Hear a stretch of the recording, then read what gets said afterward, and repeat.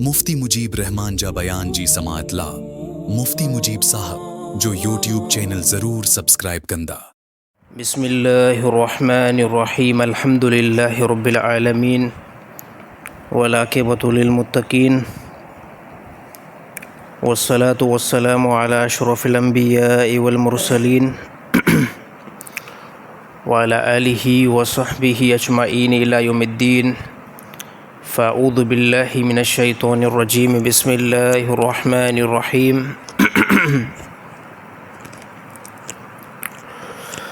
वक़ाल अल्लाहु तआला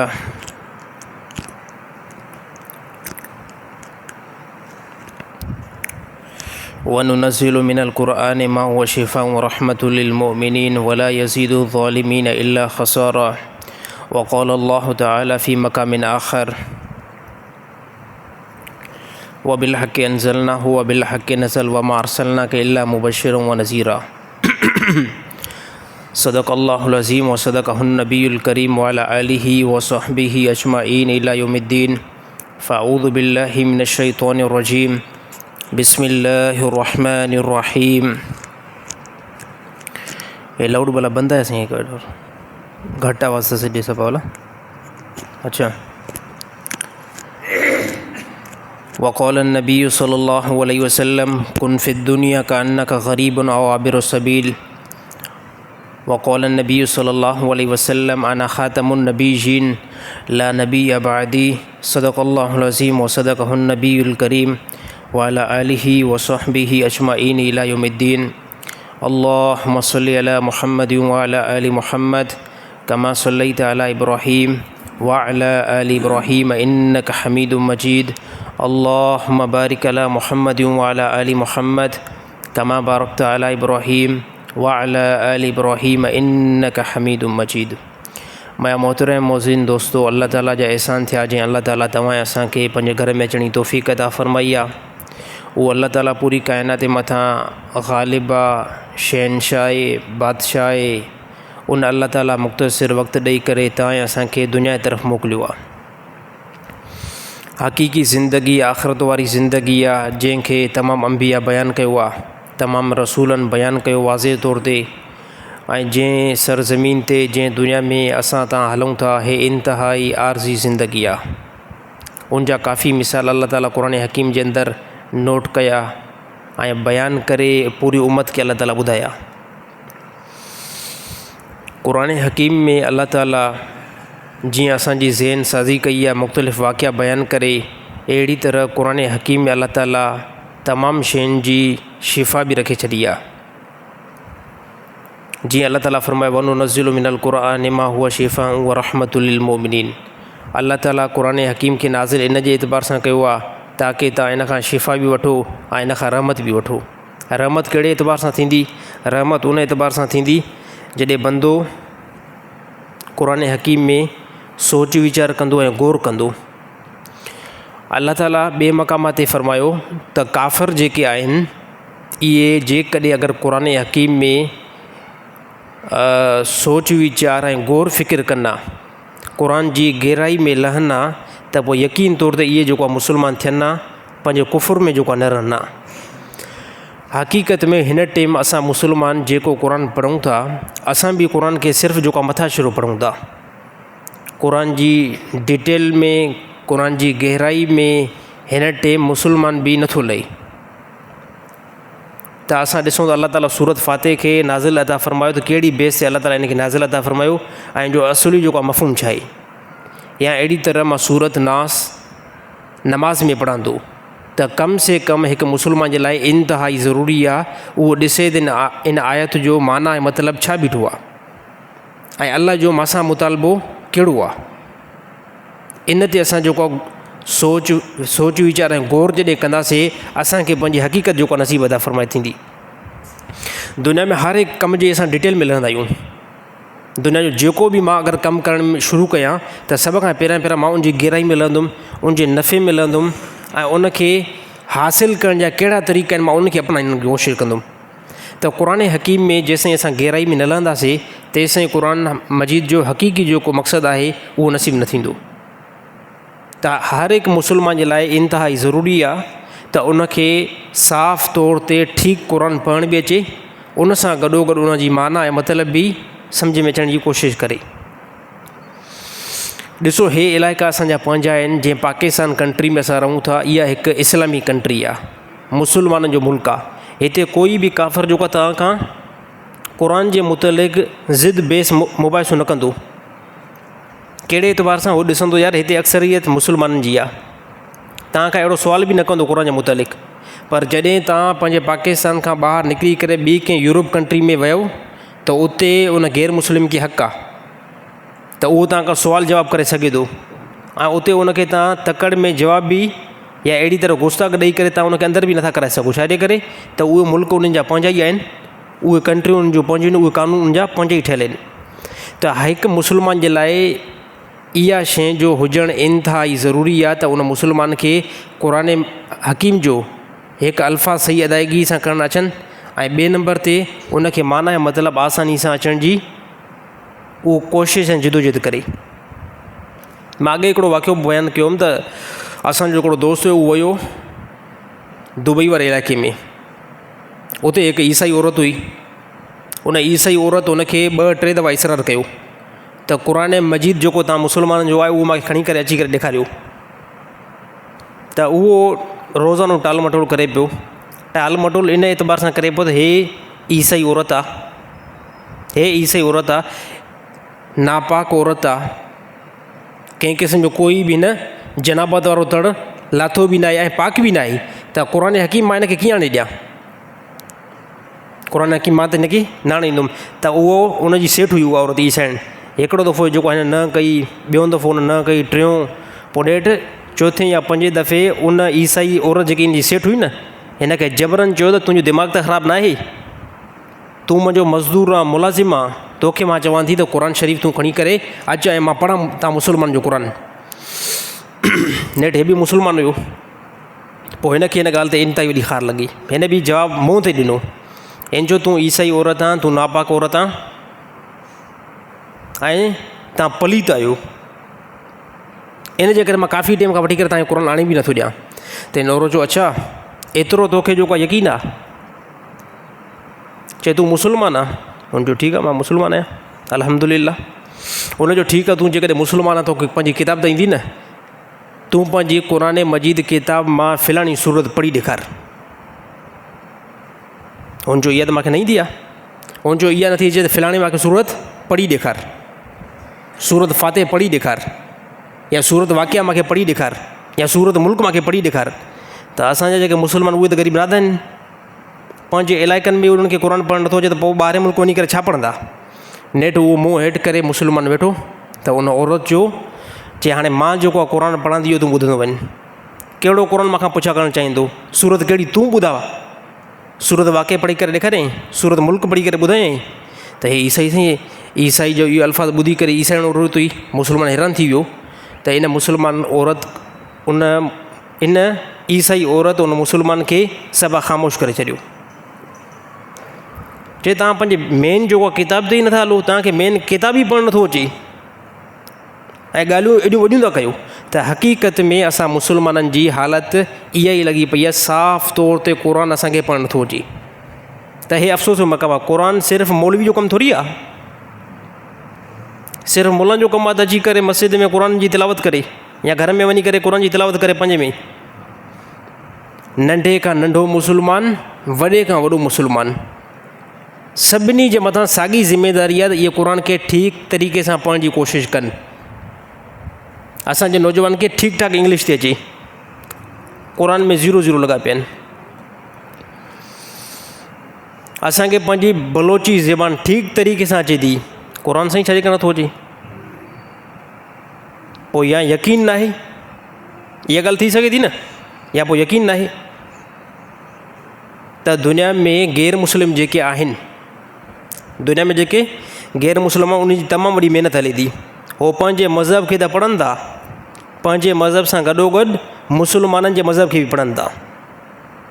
त हिते तव्हां खां कोई बि सुवाल न कंदो, हिते पाकिस्तान में कोई बि तव्हां सां गैर मुस्लिम मुनाज़िरो, उनखे हिमत ई आहे न आहे त तव्हां सां मुनाज़िरो करे बेस करे। छाजे करे? उहो चवंदा अगरि बेस मोबाइल कंहिंसां मोजड़ा खाईंदासीं।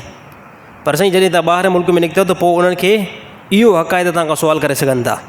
त इन जे करे हर हिकु मुस्लमान जे लाइ इंतिहाई ज़रूरी आहे, मुस्लमान जे लाइ ज़रूरी आहे त उहो क़ुर खे ठीकु तरीक़े सां पढ़ण जी कोशिशि करे, जेको असांजे मथां हक़ आहे।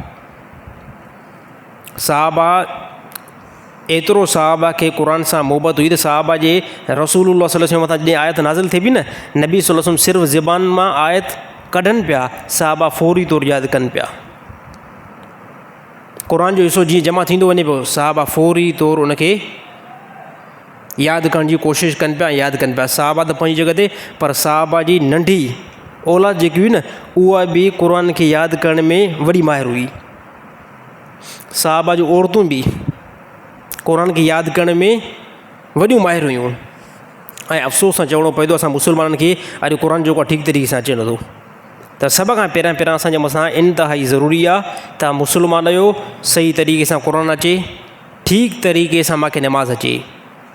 असांजा काफ़ी मुस्लमान जुमे ते नमाज़ ईंदा आहिनि, बसि हिकिड़ो टेम्परेरी आहे, 20 साल खां वठी करे जुमे जी नमाज़ पढ़ां थो, ख़बर कंहिं क़िस्म जी कोई बि न आहे त जुमे जी नमाज़ पढ़बी कीअं आहे, उन में छा अंदरि पढ़ियो वेंदो, या जेकॾहिं अगरि जुमे जी नमाज़ कॾहिं मां खां निकिरी वई त हाणे जुमे जी नमाज़ खे मां अदा करण जी कीअं कोशिशि कयां। काफ़ी मुस्लमान खे इहे बि ख़बर न आहे त जुमे जी नमाज़ अगरि किथे बि निकिरी वई, जमायत निकिरी वई, हाणे तव्हांखे ज़ोर वांगुरु नमाज़ पढ़ी आहे। कीअं पढ़ी आहे? ज़ोर वांगुरु नमाज़ पढ़ी आहे। ज़ोर में 4 रकातूं पढ़ंदा आहियूं, त जुमे जी नमाज़ निकिरी वई न, किथे बि निकिरी वई, किथे मस्जिद में निकिरी वई, बाज़ार में निकिरी वई, हाणे ॿिए हंधि जुमो बि हर जॻह ते थी वियो आहे, त पोइ तव्हांखे छा करिणो आहे, तव्हांखे ज़ोर वांगुरु नमाज़ पढ़णी आहे। उन में छा छा पढ़णो आहे, हे बि इंतिहाई ज़रूरी आहे। इन शइ जो असां इल्मु रखण जी कोशिशि कयूं। साहबा जे ज़माने में जेतिरी तालीम जो शौक़ु, हिकु साहबा जी औरतुनि खे हुयो न, अल्लाह जो कसम हिन ज़माने में के वॾे खां वॾे आलिम वटि बि एतिरो शौक़ु न आहे। उन्हनि खे यकीन हो त हे जेको इल्मु आहे, इल्मु नॉर्मल न आहे साईं, हे इल्मु डायरेक्ट काॾां आयो आहे, हे डायरेक्ट इल्मु आसमान खां आयो आहे, ऐं हिन खे अल्लाह ताला क़ुर हकीम खे अल्लाह ताला ई नाज़िल कयो आहे। त मुंहिंजा भार दोस्तो, इन जे मथां इन खे सभ खां पहिरियां असां सिखण जी कोशिशि कयूं, इन खां बाद में इन किताब जे मथां अमल करण जी कोशिशि असां कयूं। साहबा जा बेशुमार वाक़िया, साहबा पंहिंजी ख़ानदान खे पूरे खे शहीद करायो हिन दीन इस्लाम जे करे। अम्मार बिन यासिर रज़ियल्लाहु ताला अन्हु जलील क़दर साहबी आहे, वॾो न साहबी जो मक़ाम आहे। जंहिं टाइम नबी सल्लल्लाहु अलैहि वसल्लम मस्जिद नबवी खे तामीरात कनि पिया न, मस्जिद नबवी खे जंहिं टाइम तामीरात कनि पिया न, त बक़ाया साहबा सभु हिकु हिकु पथर खणी पिया अचनि। ॿिया साहबा हिकु हिकु पथर खणी करे मस्जिद नबवी जी दीवार खे ठाहिण जी कोशिशि कनि पिया। नबी सल्लल्लाहु अलैहि वसल्लम ॾिठो त अम्मार बिन यासिर हिकु पथर नथो खणी अचे, बल्कि इहो ॿ पथर थो खणी अचे। पोइ नबी सल्लल्लाहु अलैहि वसल्लम फरमायो, अम्मार बिन यासिर जे मथां मुंहिंजो पीउ मां क़ुर्बान हुजे। तमामु वॾा अल्फाज़ आहिनि। क़ुर्बानी हिन साहिबी जी ठीकु ठाकु हुई न, इस्लाम जे अंदरि वॾी क़ुर्बानी हुई। क़ुर्बानी कहिड़ी हुई? सभ खां पहिरियां इस्लाम में जंहिंजी माउ शहीद थी आहे, उहो इन साहिबी जी माउ शहीद थी आहे, हज़रत सुमैया रज़ियल्लाहु ताला अन्हु। सभ खां पहिरियां कंहिं बि साहिबी जी घरवारी शहीद न थी आहे इस्लाम में। सभ खां पहिरियां अम्मार बिन यासिर जी माउ शहीद थी आहे इस्लाम जे लाइ। अबू जेल जेको आहे ज़ालिम, इन खे शहीद कयो। हज़रत सुमैया रज़ियल्लाहु ताला अन्हु खे, सुमैया रज़ियल्लाहु ताला अन्हा खे अबू जेल साफ़ तौर ते ॿुधायो, चए इहा ज़िंदगी बि बची वेंदी, माल बि बची वेंदो, ऐं हमेशह पंहिंजे घरनि में वञी करे तव्हां रहो। सिर्फ़ु इन ॻाल्हि जो इक़रार कयो त नबी जे मथां जेको असां ईमान आंदो आहे, उन ईमान खे असां वापसि था कयूं। त अबू जेल खे चयूं, तुंहिंजी खोपड़ी जेको घणी ख़राबु आहे, हे जान जेकी हाणे वेंदी पर रसूलुल्लाह सल्लल्लाहु अलैहि वसल्लम जे ईमान जे मथां ई वेंदी। अकेले अल्लाह खे जेको असां तस्लीम करे उन हालत में असांजी हे जान वेंदी। हे जज़्बो कंहिंजो? हे उन ज़माने में साहिबिन औरतुनि जो। अल्लाह जो कसम आहे, हिन ज़माने में कंहिं ठीकु ठाकु मर्द जो बि अहिड़ो जज़्बो न हूंदो। यकीन बणियल हो, साफ़ तौर ते यकीन बणियल हो त आख़िरत में अल्लाह ताला मक़ाम ॾींदो, बहितरीनु मक़ामात ॾींदो। ऐं उन वटि जेको माल हुयो न, उन्हनि जो माल बि फौरी तौरु अल्लाह जे रस्ते में ख़र्चु थिए पियो। अॼुकल्ह मां लाराईंदो छो आहियां? अॼुकल्ह तव्हां असां मुस्लमान छो ख़ौफ़ कंदा आहियूं ज़्यादा? मौत खां असां ज़्यादा ॾियूं छो था? वजह आहे न, वजह इहा आहे असांजी मोहबत असांजे घर में औलाद सां। मुंहिंजी मोहबत मुंहिंजे दुकान सां ज़्यादा आहे, कारोबार सां ज़्यादा आहे, त पोइ साईं मां त लाराईंदुमि। हाली जेको आहे मौत 2-3 साल 10-12 साल पोइ हलियो वञे, त हिन टाइम आख़िरत जी तरफ़ वञण ते दिलि इन जे करे नथी करे त आख़िरत लाइ असां कुझु 1 नंबर ते ठाहियो न आहे। ऐं 2 नंबर ते असांजी दुनिया सां मोहबत इंतिहा दर्जे जी घणी आहे। घरवारी सां मोहबत इंतिहा दर्जे जी आहे, औलाद सां मोहबत इंतिहा दर्जे जी आहे, माल सां मुहबत इंतिहा दर्जे जी आहे। एतिरी मोहबत दीन इस्लाम ऐं क़ुर ऐं रसूल सां नाहे। हालांकि पहिरियों अल्लाह सां, रसूल सां, दीन इस्लाम सां एतिरी वॾी मोहबत हुजे, बाक़ी पोइ सभिनी हक़ अचनि था। तव्हां घरवारी सां मोहबत कयो, इस्लाम कंहिं क़िस्म में कोई बि रोकियो न आहे। औलाद सां बि मोहबत करण जी कोशिशि कयो, इस्लाम कंहिं क़िस्म में कोई बि कंहिं जॻह ते मना न कयो आहे। पर हिकिड़ी ॻाल्हि इस्लाम जेको ॿुधाए छॾी, सभ खां पहिरियां मोहबत अल्लाह जी हुजणु खपे, सभ खां पहिरियां मोहबत रसूल जी हुजणु खपे न। असुली मज़ो पोइ अॻिते। त असां चवंदा सभ खां पहिरियां मुंहिंजी जेकी मोहबत आहे त मुंहिंजे कारोबार सां ई, पंहिंजे 5-6 करोड़नि जो कारोबार आहे, हिन सां मुंहिंजी दिलि लॻल आहे। ऐं हक़ीक़त में जेकी मां ॻाल्हि कयां थो, हक़ीक़त में असांजी दिलियूं लॻल आहिनि, हक़ीक़त में असांजी दिलियूं लॻल आहिनि। इन जो इहो ई मिसाल आहे त अगरि इहो माल असां खां निकिरी वञे, असां चवंदासीं पूरी दुनिया असां खां हथ मां निकिरी वई आहे। साहबा वटि ईअं न हुयो, साहबा जो फ़सुल यकीन करे हे ईमान जो हिकिड़ो वॾो तक़ाज़ो आहे, हे ईमान जो हिकिड़ो वॾो मिसाल आहे। साहबा मके जे अंदरि हुया, साहब जो पूरो फ़सुल तयारु हुयो, जीअं हिन टाइम असांजो फ़सुल सियारनि जो तयारु थियण ते आहे। ऐं जंहिं वटि मुख़्तलिफ़ जेतिरा बाग़ हुजनि त केतिरी वॾी उन में खुजूर थींदी। त जंग जो ऐलान थियो ऐं साहबनि ॾिठो त असांजा खुजूर बिल्कुलु तयारु लॻा पिया आहिनि। ऐं पोयां काफ़रनि हिकिड़ी ॿी ॻाल्हि हलाए छॾी, अड़े साहबा काॾे था वञो, हे तव्हां वेंदो, हे पोइ हिते फ़सुल जेको आहे सॼो तव्हांजो तबाह थी वेंदो। जंहिंखे चइबो आहे तयारु रक़म, हिकिड़ी न तयारु मानी खे जेकॾहिं को छॾे थो वञे न, इहो मर्द मुजाहिद आहे दीन इस्लाम जे करे। साहबनि खे ॿुधायूं, हे ॾिसो इन फ़सुल जे लाइ वॾो टाइम तव्हां हिते मके में रहिया हो, ग़रीबी तव्हां इंतिहा दर्जे जा आहियो, कर्ज़ बि तव्हांजे मथां ठीकु ठाकु आहे, ऐं तव्हां सिर्फ़ु नबी जी हिकिड़ी ॻाल्हि खे खणी करे जंग में था वञो, ऐं पोइ हिते मोटींदो कुझु बि तव्हांजो बतल ई न हूंदो। साहबा जो ईमान अल्लाह ताला एतिरो मज़बूत करे छॾियो, साहबा चयो इहा सॼी मिल्कियत भले वञे, पर असां रसूल जे पोयां जेको आहे वञण खां मोटंदासीं न। साहबा निकिरी पिया जिहाद में, जंग खे त साहबा फ़तह करे आया। साहबा जॾहिं जंग खे फ़तह करे आया, हाणे ॾिसो मोट ते अल्लाह ताला ॿ ख़ुशियूं थो ॾे, हिकु जंग खे फ़तह करे आया उहा ख़ुशी, ऐं ॿियो कहिड़ी ख़ुशी, ॿियो इहा ख़ुशी त हाणे फ़सुलु बिल्कुलु तयारु लॻो पियो आहे, मोटी आहे, ॾिठो त हिकिड़ो जेको आहे दाणो बि नुक़सान में न आहे।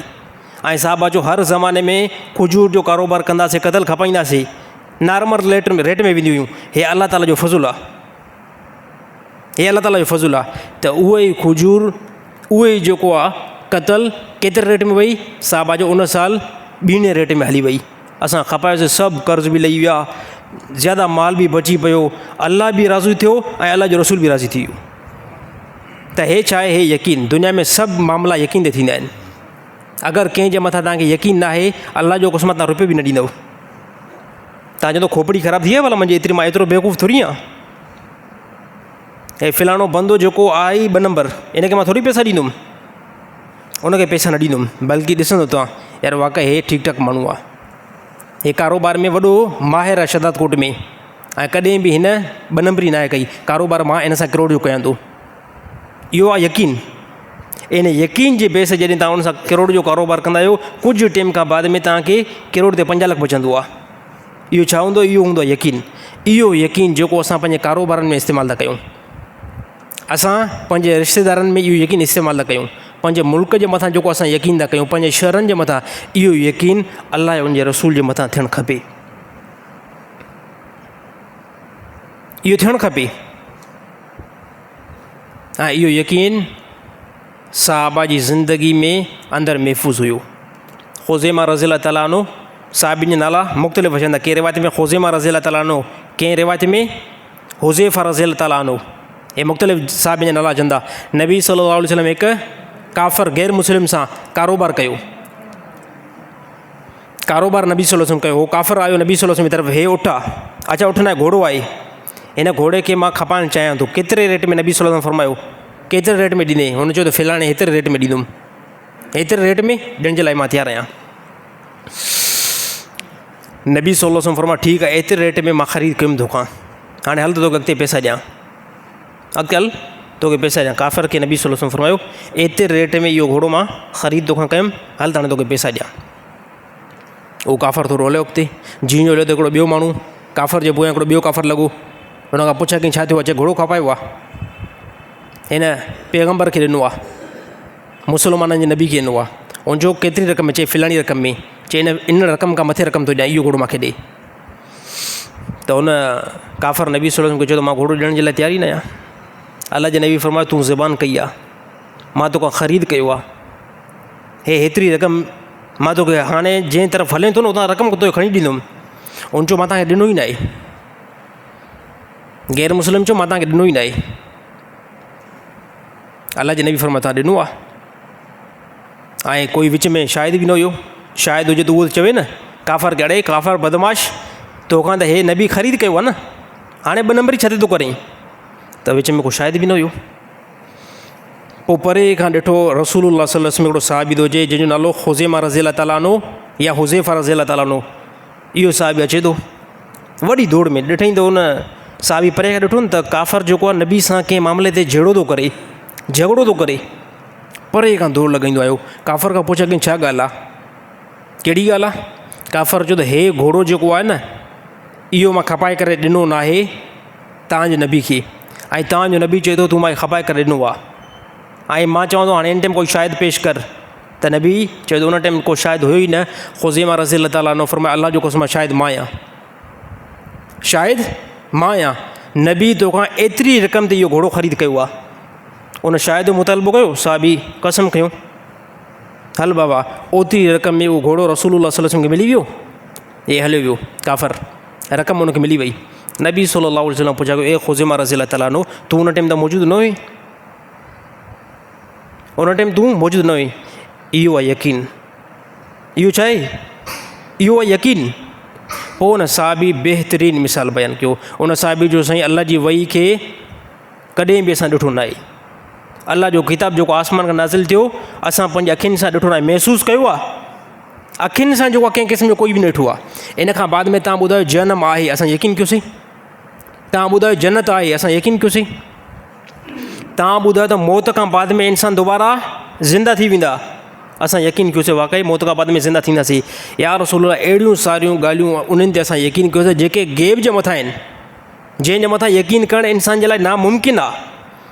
ऐं हे हिकिड़ो जेको घोड़े जो हिकिड़ो क़ीमत आहे उनजे बारे में तव्हां हा था कयो, ऐं इहा ॻाल्हि तव्हांजी कीअं ग़लति थी सघे थी? मां इन जे लाइ जेको आहे कसम खयूं आहे। नबी सल्लल्लाहु अलैहि वसल्लम साहबा जी मजलिस में ऐलान करायो, ए साहबा इस्लाम हुकुम थो करे अगरि कंहिं जे मथां शायदी ॾियणी हुजे उनजे लाइ ॿ मर्द जेको आहे शायदि बीहारियो, पर जंहिं जॻह ते शायदी ज़रूरत बीहे ऐं हुज़ैमा रज़ी अल्लाह ताला अन्हु अकेलो हुजे, उन अकेले ई शायदी ॿिनि जे बराबरि अथव।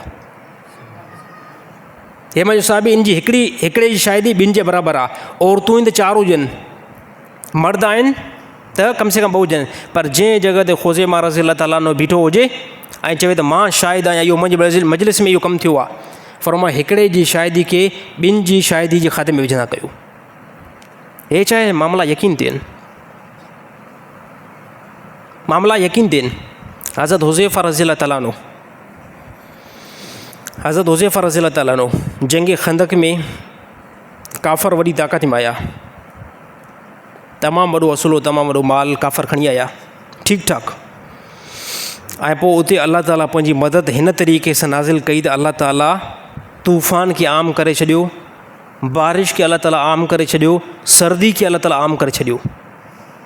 अल्लाह ताला इन ज़रिए सां मुस्लमाननि जी मदद कई। जॾहिं इंतिहाई तेज़ी में तूफ़ान हलणु शुरू थियो ऐं बारिश ठीकु ठाक तरीक़े सां पई, जो काफ़रनि जा घोड़ा बि कंट्रोल में न पिया अचनि, तंबू बि जेको आहे फाटी पिया, त पोइ नबी सल्लल्लाहु अलैहि वसल्लम राति जे हिकु मरहले में, राति जो काफ़ी टाइम अॻिते गुज़री चुको हुयो, साहबा जो त हाणे राति जो त जंग कंहिं क़िस्म में कोई बि न थींदी, ॾींहं जो साहबा होशियार थी बीठा हुया, पर जंग न थी, क़तल क़िताल न थियो। पोइ राति जे कंहिं हिसे में, आख़िरी हिसे में नबी सल्लल्लाहु अलैहि वसल्लम साहबा, तमामु साहबा ईअं सुता पिया हुया, पर साहबा जी उन टाइम जेकी कैटेगरी हुई, हालत हुई उहा बिल्कुलु गुरबत वारी हुई। साहबा फरमाइनि पिया असां मिटी ते सुतासीं हेठि। ऐं हुज़ैफ़ा रज़ी अल्लाह ताला अन्हु फरमाए सभिनी साहिबिन खे मथां चादर ओढ़ण जे लाइ चादर हुई। मां वाहिद हिकिड़ो साहिबी हुयुमि जेकी मूंखे बिल्कुलु चादर न हुई। मां छा कयुमि, मां पंहिंजे जिस्म सां पाण खे वेड़े करे ऐं मां सुम्ही पियुमि। रसूल जो ऐलान थियो, अल्लाह जे नबी जो ऐलान थियो। साहबा में कोई जागे थो ऐं हुज़ैफ़ा रज़ी अल्लाह ताला अन्हु फरमाए इहो जेको आहे न अल्फाज़ मुंहिंजे कननि ते पियो, मुंहिंजे कननि ते पियो। ऐं मां दिलि में ईअं चवां पियो त अल्लाह करे नबी सल्लल्लाहु अलैहि वसल्लम मुंहिंजो नालो न वठनि, छो त हिन टाइम हाणे एॾी सारी सर्दी, एॾी सारी बारिश ऐं तूफ़ान, मथां नबी सल्लल्लाहु अलैहि वसल्लम ॿिए कंहिंजो नालो वठनि। पोइ नबी सल्लल्लाहु अलैहि वसल्लम फरमायो कोई साहबी जागे थो, कोई साहबी जागे थो। ऐं सभु साहबा सन्नाटे में हुया। ऐं पोइ अल्लाह जे नबी फरमायो हुज़ैफ़ा रज़ी अल्लाह ताला अन्हु किथे आहे? ऐं मां बिल्कुलु आवाज़ु साफ़ तौर ते ॿुधायां पियो। अल्लाह जे नबी फरमायो ए हुज़ैफ़ा रज़ी अल्लाह ताला अन्हु उथी बि, उथी बि। त हुज़ैफ़ा रज़ी अल्लाह ताला अन्हु फरमायो त नबी सल्लल्लाहु अलैहि वसल्लम जॾहिं हुकुम कयो त हाणे मुंहिंजे लाइ सुम्हणु त बिल्कुलु ज़रूरी आहे ई न। ऐं पोइ मां जीअं जो उथियुमि त इंतिहाई कमज़ोरी जी हालत में उथियुमि, जीअं की बंदे जे मथां निंड जो इंतिहाई ज़्यादा ग़लबो हुजे, सर्दी जे लाइ मथां चादर बि न हुजे ऐं ॿाहिरि बारिश बि थींदी हुजे। अगरि जेकॾहिं कंहिं कम सां मोकिलियो त वेंदो त सही, पर इंतिहाई सुस्ती सां वेंदो। साहिब जो मां जीअं जो उथियुमि, जीअं जो मां उथियुमि न त सर्दी बि ज़्यादा, बारिश बि ज़्यादा, हवा बि ज़्यादा, त इंतिहाई मां सुस्ती में उथियुमि। जीअं जो मां उथी बीठुमि पोइ नबी सल्लल्लाहु अलैहि वसल्लम फरमायो ए साहिबी वञ काफ़रनि जे मजमे में अंदरि घिरी वञ ऐं उतां ख़बर मालूम करे अचे त काफ़र कहिड़ी पोज़ीशन में आहिनि, कहिड़ी पोज़ीशन में। राति जो कंहिं हिसे जे अंदरि साहिबी फरमायो इंतिहाई वॾी थधि हुई।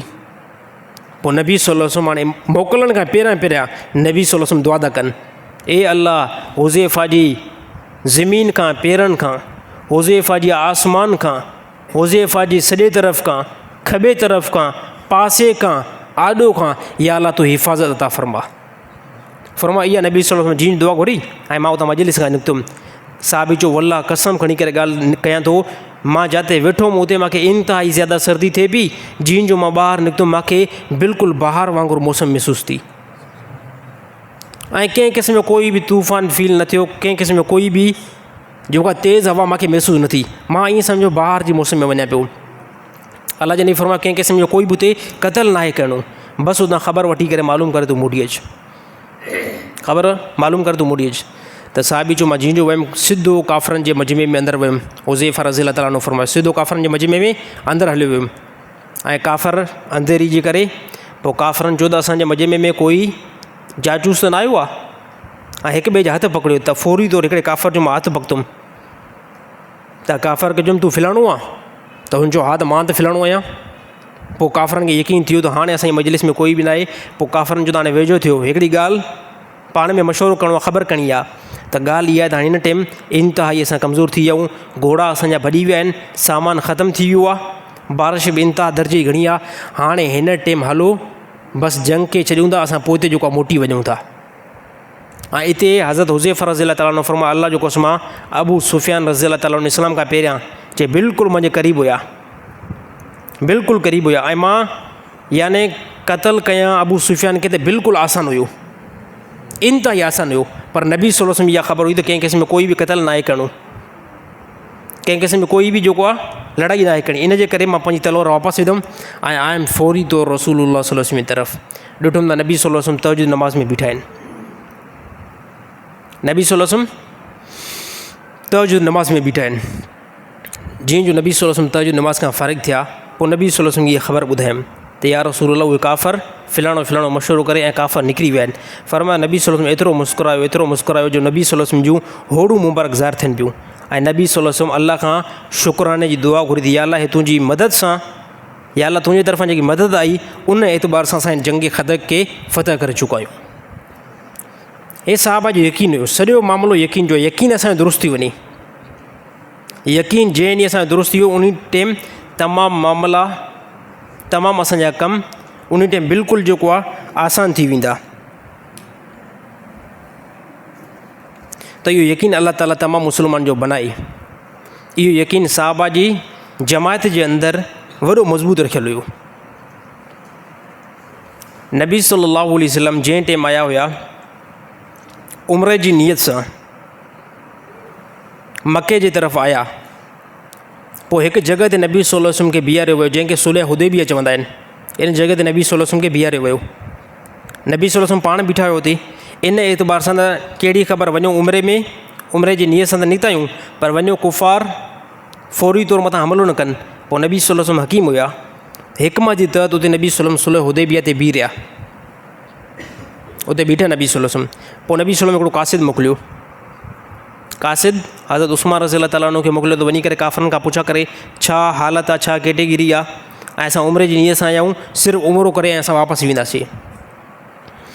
त इन मौक़े ते वाक़ियो तमामु तफ़सील आहे। सिर्फ़ु असां उन ॿिनि साहिबनि जो नालो खणणु चाहियूं था जेके साहिबी इन मौक़े ते पंहिंजो इस्लाम खे उन साहिबनि जेको ज़ाहिर कयो। मुस्लमान पहिरां थी चुका हुया, इस्लाम खे इन टाइम ज़ाहिर कयूं।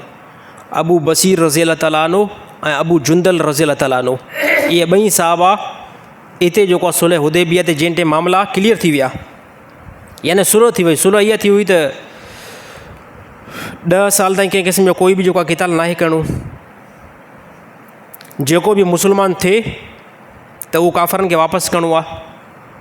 अगरि जेकॾहिं को काफ़र जेको आहे जेकॾहिं को मुस्लमान पंहिंजे मज़हब खां फिरी वञे त कंहिं क़िस्म जो कोई बि असां मुस्लमान खे वापसि न कंदासीं। हे कुझु अहिड़ा ॾुखिया शर्त थिया हुया। रसूलुल्लाह सल्लल्लाहु अलैहि वसल्लम नाले सां, नबी सल्लल्लाहु अलैहि वसल्लम नाले खां रसूल जो नालो कटणु, हे इंतिहाई वॾा मुश्किल शर्त जेके काफ़रनि ऐड कराया ऐं लॻा हुया। पोइ इन टाइम साहिबनि जे मजमे जे आॾो नबी सल्लल्लाहु अलैहि वसल्लम आॾो 2 साहिबा जेको आहे जंहिं मुस्लमान पहिरियां थिया हुया पर ईमान पंहिंजो हिते ज़ाहिर कयूं त साईं असांखे जेको आज़ादु करायो। असां काफ़रनि जे मके में वेठा आहियूं न, असांखे इंतिहाई वॾी तकलीफ़ था पहुचनि। असां मदीने हलणु चाहियूं था, मदीने हलणु असां चाहियूं था। त पोइ काफ़रनि इहा ॻाल्हि वरी अड़ी बनाई त ॾिसो हाणे जेके असां शर्त नोट कया आहिनि उनजे अंदरि इहा बि ॻाल्हि आहे न त कोई बि मुस्लमान जेकॾहिं मुस्लमान थियो त उहो मुस्लमान जी तरफ़ न वेंदो बल्कि असांजी तरफ़ मोटींदो। त हाणे हिन ॿ जेके साहिबा जंहिं पंहिंजो ईमान हिन टाइम ज़ाहिर कयो आहे न, अबू जुंदल रज़ियल्लाहु ताला अन्हु ऐं अबू बसीर रज़ियल्लाहु ताला अन्हु, इहे ॿई जेको हाणे वापसि असांजे मके जी तरफ़ ईंदा। पोइ नबी सल्लल्लाहु अलैहि वसल्लम साहिबनि खे चयो त अलाह ताला तव्हांजे लाइ आसानी मामिलो था फरमाईंदो, कुझु टाइम जे लाइ तव्हां मके जी तरफ़ वापसि हलिया वञो। हाणे हे उहे साहिब आहिनि, उहे साहिब आहिनि जंहिंजे बारे में जंहिंजो नालो ई अॼु असां मुस्लमान खे ख़बर न आहे, नालो ई असांखे यादि न आहे। इन साहिबनि जी क़ुर्बानी जेका ॾिठी वञे न त तव्हां पंहिंजे मुंहं सां इंतिहाई वॾो रो, एॾी वॾी इन साहिबनि जी वॾी क़ुर्बानी आहे। त अबू बसीर रज़ियल्लाहु ताला अन्हु, अबू जुंदल रज़ियल्लाहु ताला अन्हु इहे पोइ वापसि मोटिया, नबी सल्लल्लाहु अलैहि वसल्लम वञी करे मदीने में पहुता। पोइ इहे ॿई साहिब वरी निकिता, जंहिंजो नबी सल्लल्लाहु अलैहि वसल्लम जी तरफ़ इहे ॿई साहिब आया। अबू बसीर रज़ियल्लाहु ताला अन्हु पहिरियों आया, पोइ काफ़रनि पंहिंजा 2 कासिद बि मोकिलिया नबी सल्लल्लाहु अलैहि वसल्लम जी तरफ़, ॾिसो हे अबू बसीर तव्हांजे तरफ़ आयो आहे, इनखे असांजी तरफ़ मोकिले छॾियो वापसि, इनखे असांजी तरफ़ वापसि मोकिले छॾियो। त पोइ नबी सल्लल्लाहु अलैहि वसल्लम मस्जिद नबवी जे अंदरि अबू बसीर रज़ियल्लाहु ताला अन्हु आया ऐं पोयां काफ़र बि आया। काफ़रनि चयो त असांखे काफ़रनि जे रिसन मोकिलियो आहे त हे मुस्लमान थियो आहे, हाणे असांखे वापसि करे ॾियो। त पोइ नबी सल्लल्लाहु अलैहि वसल्लम फरमायो अबू बसीर अलाह ताला तुंहिंजे लाइ आसानी मामिलो था फरमाईंदो। ॾिस मां नबी जेको आहे उन्हनि सां मुआदो कयो आहे इन शइ जो त जेको बि मुस्लमान थींदो उहो वापसि असां कंदासीं। हाणे जंहिं टाइम ताईं मुआदो हले थो इहा ॻाल्हि उन टाइम ताईं हलंदी। त अबू बसीर रज़ियल्लाहु ताला अन्हु नाव में थी करे मस्जिद नबवी खां वापसि मोटिया काफ़रनि सां गॾु ई।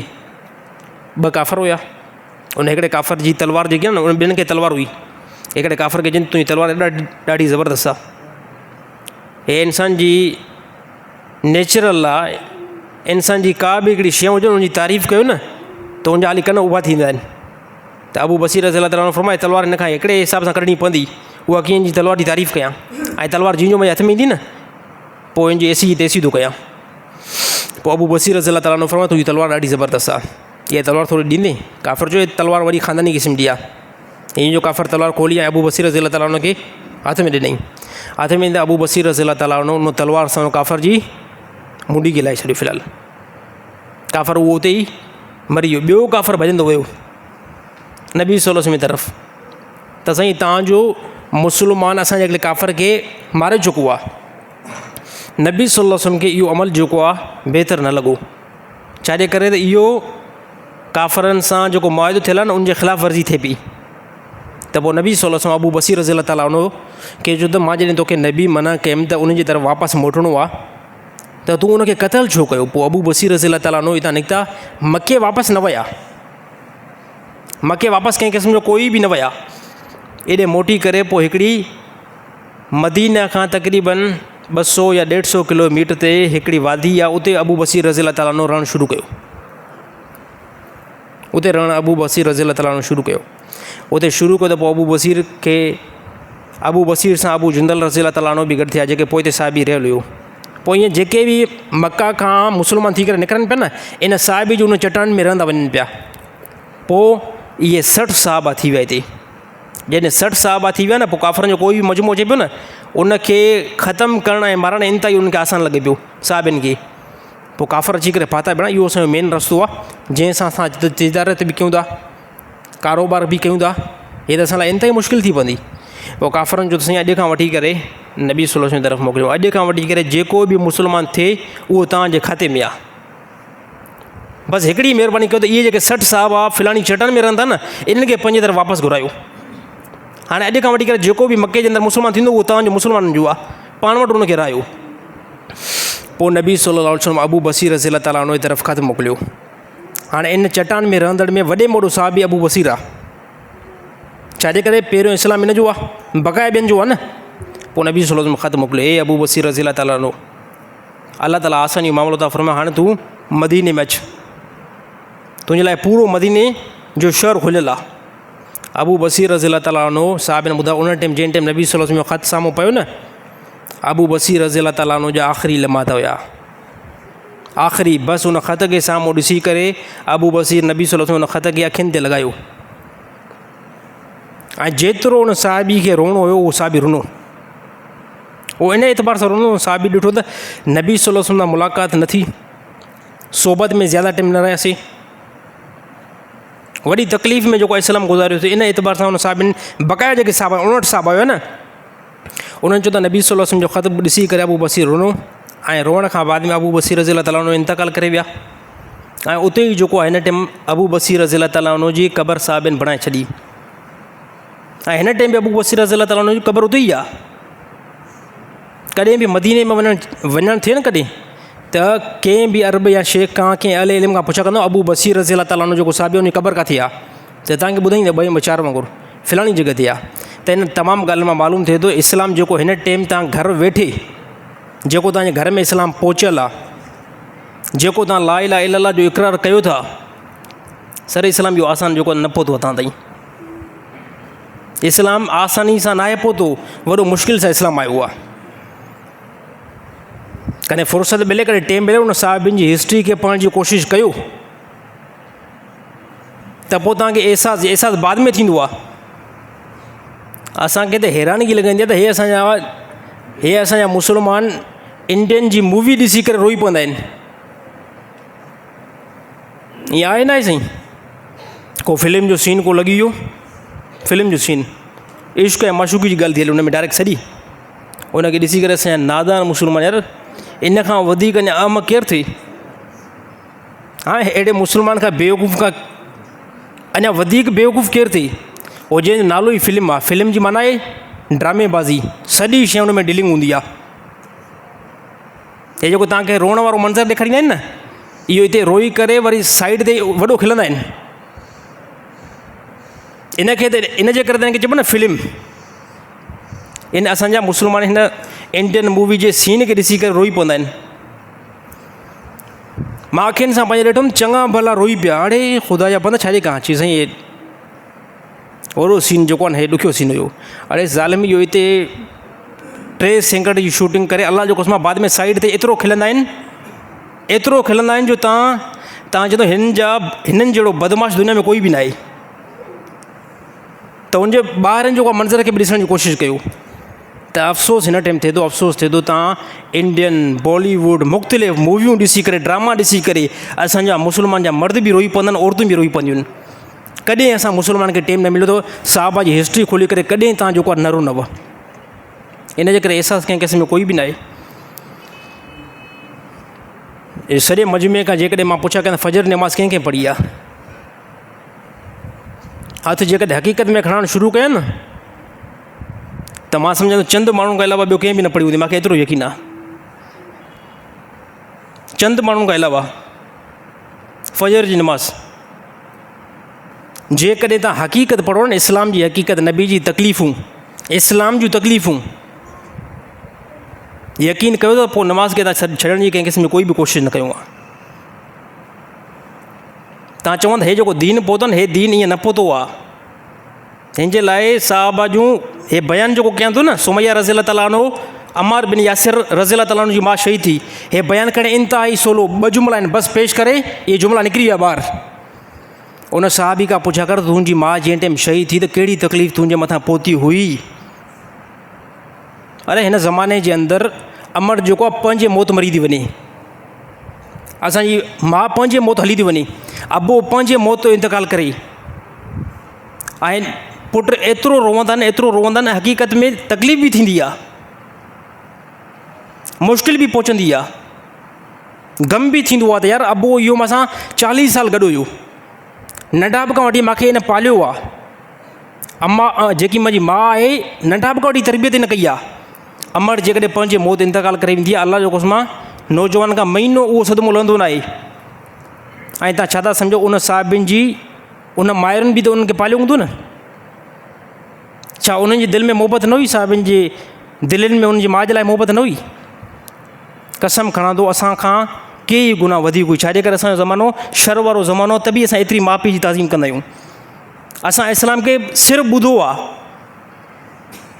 इस्लाम खे मुजीब रहमान सिर्फ़ु ॿुधो आहे, तव्हां सभिनी ॿुधो आहे, हुननि इस्लाम खे सिखियो आहे साहिबनि, इस्लाम उतां ट्रेवल थी करे हिते पहुतो आहे, उन वटि माउ जी ताज़ीम वरी हुई, पर माउ शहीद थी वई आहे। ॿुधो त अम्मार बिन यासिर रज़ी अल्लाह ताला अन्हु खे जॾहिं इहा ख़बर पहुती हूंदी न त अम्मा खे अबू जहल जेको आहे ज़ालिम शहीद कयो आहे, इंतिहाई ॾुखे तरीक़े सां शहीद कयो आहे। त पोइ हाणे ॿुधाए थो न साहिबनि जी दिलि जेको उन टाइम केतिरी जेको आहे फाटी हूंदी। मक़सदु सिर्फ़ु इहो ई हुयो, दीन इस्लाम क़ुरान। इन जे लाइ त काफ़िर जेको आहे साहिबनि जी औरतुनि खे शहीद कयूं, साहिबनि जे नंढे ॿारनि खे शहीद कयूं, मक़सदु छा हुयो? इहो हुयो न, या इहो त हे 100 जरे जेको आहे मक्सी जो आहे, 200 जरे बुरोई जो आहे, इहो मामिलो हुयो? इहो मामिलो अलाह जो कसम इहो न हुयो, सिर्फ़ु इहो हुयो त हिन दुनिया में अलाह ताला जी शरीयत नाफ़िज़ थिए, अलाह ताला जो दीन जेको आहे नाफ़िज़ थिए। इन जे लाइ साहबा मुख़्तलिफ़ जेको आहे तकलीफ़ूं ॾिठियूं। सभु साहिबनि जी जेकॾहिं तकलीफ़ुनि खे असां साम्हूं रखूं था ऐं हक़ीक़त जेकॾहिं अगरि तव्हांखे मालूम थी वञे न, अलाह जो कसम खिलणु जेको आहे पोइ तव्हां खां विसरी वेंदो, खिलणु पोइ जेको आहे तव्हां खां विसरी वेंदो।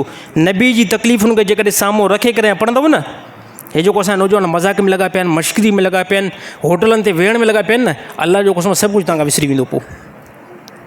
पर इहा हक़ीक़त हाणे केरु बयानु करे, टेम केरु कढे इन हक़ीक़त खे ॿुधण जे लाइ? असांजे नौजवाननि खे त नमाज़ ते 10 मिंट ते बि जेको अचण में वरी मुश्किल थींदी आहे, कलाक बन ऐं कलाक जो मोला जी खोपड़ी ख़राबु थी आहे। एतिरा भला असां वांदा आहियूं,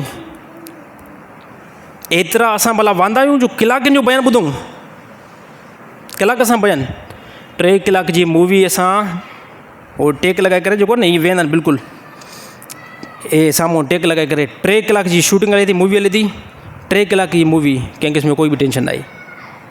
क्रिकेट मैच शुरू थी न, इंडिया पाकिस्तान, पूरे शहर में पूरो शोर हुयो। कसम खणां थो इन टाइम जेके नमाज़ जा पाबंद आहिनि न, पाबंद, उहे बि ज़ालिम नमाज़ छॾे विया इन मैच में। ठीकु ठाक जमात सां नमाज़ पढ़ण वारा, इंडिया पाकिस्तान साईं मैच आहे, वॾो कुझु थी वियो साईं, छॾे ॾियो साईं, आहे मुल्क फतह थी वियो। जॾहिं अहिड़ा कम थींदा न असांजा, पोइ अलाह ताला रहमत बि अहिड़ी जेको हेठि नाज़िल कंदो। तव्हां उहा क़ौम हुयो जेकी क्रिकेट जी मैच लाइ, जंहिंमें अक्सर जुआ आहे, उनजे घर तव्हां नमाज़ खे छॾे था ॾियो। पोइ कहिड़ी नमाज़ आहे? पोइ त मश्करी वारी नमाज़ आहे,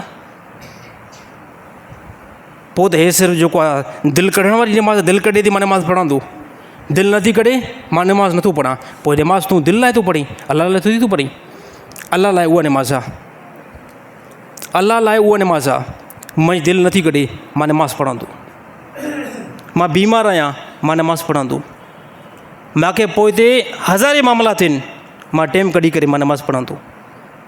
मुंहिंजी पोइ ते घरवारी बीमार लॻी पई आहे, इस्पताल माण्हुनि खे छॾे करे मां नमाज़ पढ़ां थो। असुली नमाज़ इहा नमाज़ आहे। बाक़ी हे कहिड़ी नमाज़ आहे? दिलि कढी हलो साईं नमाज़ अॼु मां पढ़ां थो। ॿियनि वक़्तनि ते दिलि न कढी नमाज़ बाद में पढ़ंदासीं। पोइ इहा जेकी आहे इहा टेम्परेरी नमाज़ आहे। या इन नमाज़ हिनखे नमाज़ चइबो टेम्परेरी। फ़र्ज़ु लही वेंदो अलाह जी बारगाह में। अलाह ताला आदिल आहे, फ़र्ज़ु तव्हांजो अलाह ताला लाइ छॾींदो, पर सर हक़ीक़ी नमाज़ इहा न आहे। हक़ीक़ी नमाज़ न आहे। इहे सभु शयूं आरज़ी आहिनि। अगरि पाकिस्तान बिलफ़र्ज़ खटे बि वियो न, तव्हांजी खोपड़ी जे मथां जेको सोन ताजो न रखंदा। असांजी अहमक क़ौम आहे, अहमक जंहिंखे बेवकूफ़ चयो वेंदो आहे। नादान असांजा नौजवान जेके अक्सर जेको आहे बेवकूफ़ आहिनि। अड़े पाकिस्तान बिलफ़र्ज़ खटे बि सही, पाकिस्तान बिलफ़र्ज़ खटे बि सही, छा थींदो पोइ? न साईं वॾो नालो थी वेंदो। हे हूअं वरी कहिड़ो अॻ में नालो थियो आहे? पाकिस्तान अॻ में बि त खटियो आहे न। छा पोइ बि इंडिया तस्लीम कयो त वाक़ई पाकिस्तान खटियो आहे? हाणे असां जेको आहे पाकिस्तान खे सलूट था कयूं। ख़ुदा जा बंदा, इन शयुनि जे करे अलाह खे नाराज़ था कयो। इन शयुनि जे करे ॾिसो, कोई चवे त साईं ॾिसण में गुनाह त न आहे न। ॾिसण में उन सूरत में गुनाह न आहे जॾहिं का औरत बोरत नज़र नथी अचे, साम्हूं सभु खिलाड़ी था नज़र अचनि।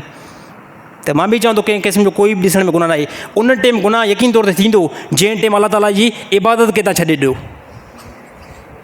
जंहिं टाइम तव्हांखां नमाज़ ज़ाया थिए। इन टाइम ते तूं नमाज़ जो पाबंद आहे, क्रिकेट जे करे नमाज़ न आई। इन टाइम तूं क़ुर जी तिलावत जो पाबंद आहे, तूं क़ुर जी तिलावत पूरी करे छॾी।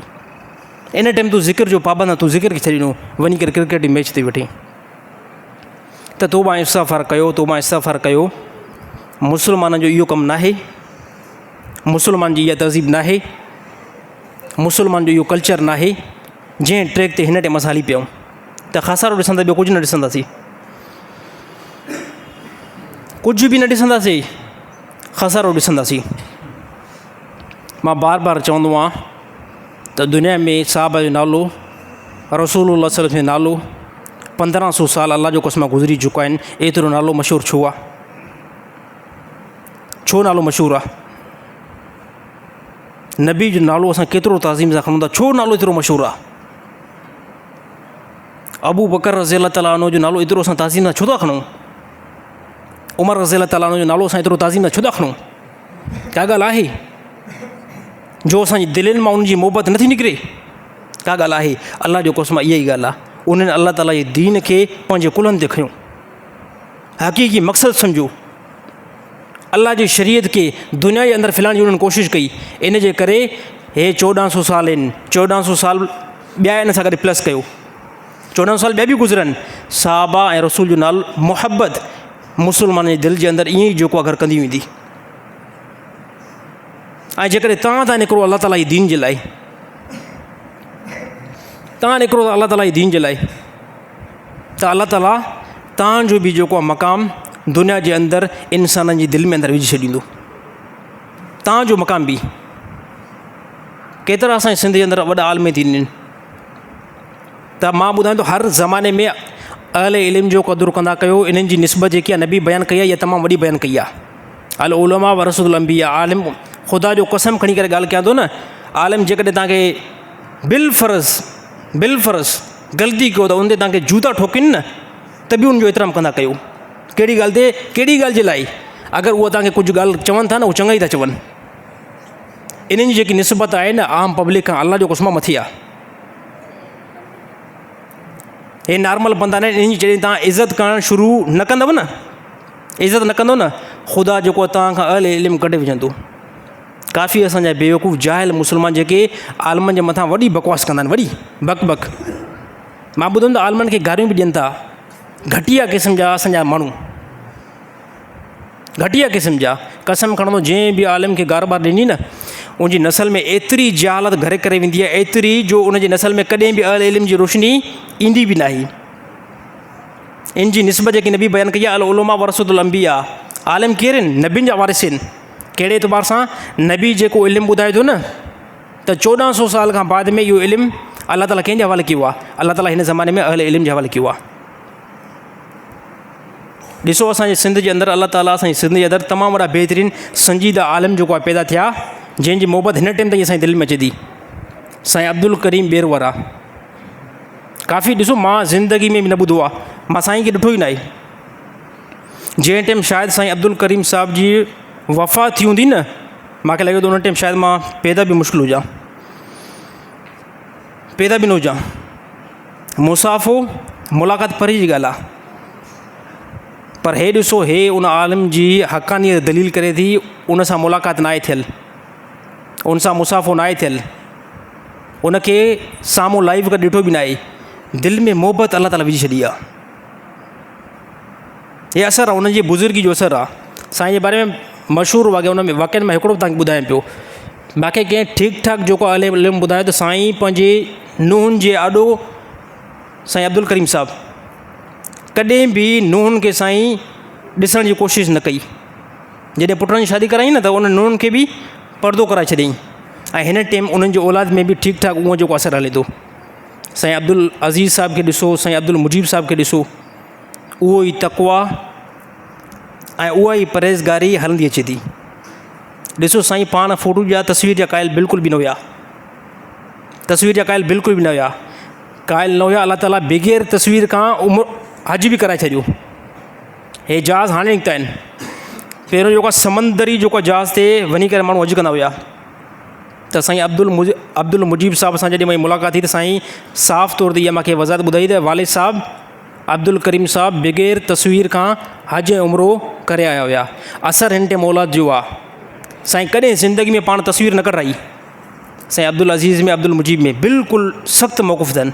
हिन टाइम बि तस्वीर जा क़ाइल न आहिनि, पाण त तस्वीर जा क़ाइल न आहिनि, पर पोइ हिते पोटा बि क़ाइल न आहिनि। जेके अब्दुल मुजीब साईं ऐं साईं अब्दुल अज़ीज़ जा हेठि जेके पुट आहिनि न, उहे बि क़ाइल न आहिनि। हे हिकु बुज़ुर्गी आहे, तक़वा आहे। त हे अल्लाह ताला असांखे अहिड़ा मोती असांजे सिंध जे अंदरि आलिम अल्लाह ताला ॾिना आहिनि। अल्लामा अली शेर हैदरी साहिबु, हे यकीन कयो नॉर्मल शख़्सियत न आहिनि। इन्हनि खां अल्लाह ताला उहो कमु वरितो आहे जेको हिन ज़माने में शायदि कंहिं उलमा खां अल्लाह ताला न वठे। वॾी बहादुर शख़्सियत साईं अल्लामा अली शेर हैदरी साहिबु, साहबा जी दिफ़ा में जेको इन्हनि कमु कयो आहे न, जेको इन्हनि कमु कयो आहे, शायदि पोइ हिते कोई बि मौलवी 100 साल कमु करे न, इन जी महिनत ते न पहुची सघंदो, इन जी तक़वा ते जेको आहे न पहुची सघंदो। इन्हनि जेको पब्लिक खे सम्झायो, गुमराही खां बचायो, शायदि पोइ हिते कोई बि नसल हेठि न करे सघे। अल्लामा डॉक्टर ख़ालिद महमूद साहिबु, हे मोती आहिनि असांजे इलाइक़े जा। अल्लामा डॉक्टर ख़ालिद महमूद साहिबु, मां चवंदो पोइ हिते ॾिसो राशिद महमूद साहिबु मौलाना तमामु वॾो सिंध में जेको आहे फिरनि था, वॾी महिनत कनि था, ऐं शायदि जमायत खे काफ़ी लेवल में अॻिते बि खणी आया आहिनि।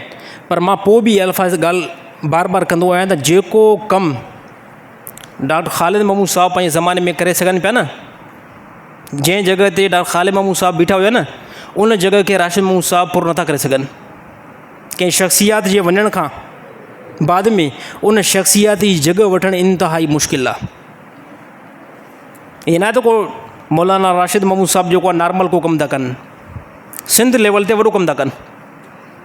सिंध लेवल ते इहो मां दावा सां ॻाल्हि कंदो, सिंध लेवल में, ऐं तमामु जेको आहे सिंधी उनखे सपोर्ट बि कनि। पोइ चाहे तव्हांजो कहिड़ो बि बिलफर्ज़ मसलक आहे, जेको उहो फ़िक्र में निकिता आहिनि, उहा फ़िक्र जेको आहे नॉर्मल न आहे।